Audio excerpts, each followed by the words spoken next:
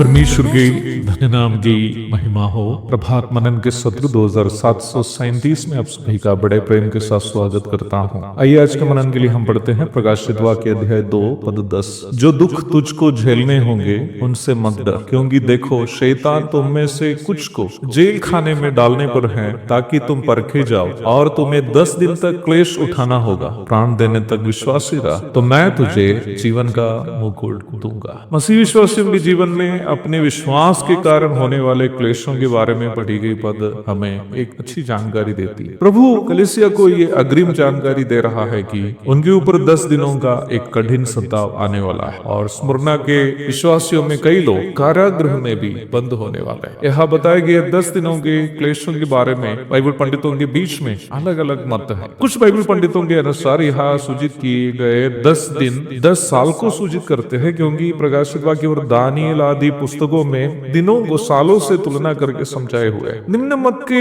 पंडितों के अनुसार ये 10 दिनों का क्लेश जो स्मुरना के विश्वासियों पर हुए हैं, ईस्वी 98 से लेकर ईस्वी 117 तक रोम में शासन किया गया सम्राट ट्राजन के शासन काल के दरमियान ईस्वी 99 से लेकर ईस्वी 109 के बीच मसीहों पर हुए सताव को सूचित करते हैं। अन्य कुछ लोग इसे सम्राट डायोक्लिटस के समय हुए सताव भी समझते हैं। ये दोनों अनुमान सही हो सकते हैं। यदि कोई कहे कि ये दोनों नहीं, कोई अन्य समय के सताव को ये सूचित करता है, तो उनको उस प्रकार सोचने का भी पूर्ण स्वतंत्रता है, क्योंकि कलीसिया के इतिहास यदि देखा जाए, प्रथम 300 वर्ष कलीसिया अलग अलग रोमी सम्राटों के शासन काल में अलग अलग प्रकार के सताव से गुजरती रही है। जब तक सम्राट कॉन्स्टेंटाइन अधिकार में नहीं आया था, ये सताव जारी रहा। जब प्रभु कहता है कि ये क्लेश 10 दिन तक अथवा एक निर्धारित समय तक जारी रहेगा, उससे ये सूचना मिलती है कि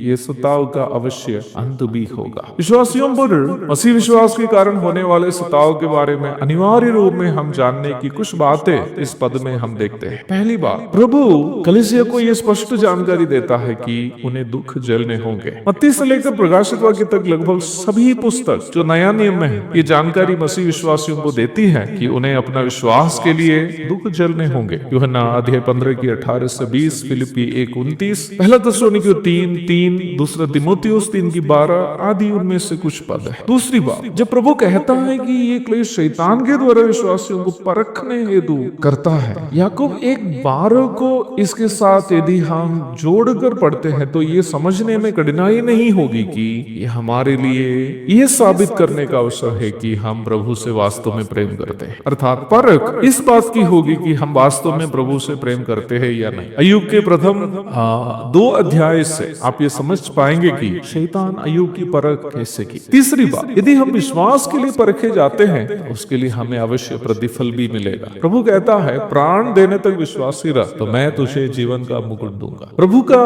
प्रस्ताव मुरना में आयोजित ओलंपिक खेलकूद प्रतियोगिताओं में विजयी प्रतिभागियों को दिए गए उस मुकुटों की ओर इशारा करता है जो जैतून के पत्तों से बनाए गए थे। मूल भाषा यूनानी में यहाँ उपयोग किया गया शब्द स्टेफानन है, जो सिर में रखने वाले सोने के मुकुट को जो अधिकारी या पद को दिखाते हैं सूचित नहीं करता, बल्कि ये प्रतिभागिताओं में विजयियों को देने वाले जैतून पत्तों से निर्मित मुकुट को सूचित करता है, जो सम्मान या पुरस्कार को दिखाता है। अर्थात हमारे यह संसार के जीवन काल में हम सामना करने वाली प्रत्येक वो समस्या जो हमारे विश्वास के कारण है, वे सभी प्रभु के प्रति हमारा हमारा प्रेम प्रकट करने हेतु हमें मिलने वाला अवसर है, मौका। यदि अय्यूब की तरह हम उन समस्याओं में विजयी होंगे तो महिमा में प्रभु के कर कमलों से सम्मान तथा पुरस्कारों को हम अवश्य प्राप्त करेंगे। निम्न विषय पर प्रेरित पत्रस अपनी पहली पत्री के 4 अध्याय की 13वीं पद में इस प्रकार कहते हैं, पर जैसे जैसे मसीह के दुखों में सहभागी होते हो आनंद करो, जिससे उसकी महिमा के प्रकट होते समय भी तुम आनंदित और मगन हो। एक और शुभ दिन की धन्य कामनाओं के साथ आज का मनन में समाप्त करता हूँ। प्रभु आप सबको आशीष दे, आमीन।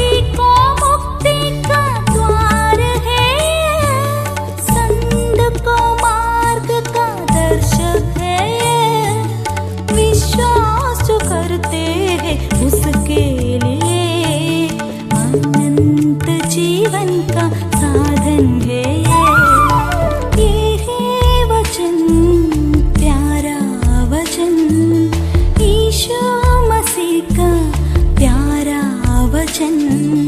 ये है वचन, प्यारा वचन, यीशु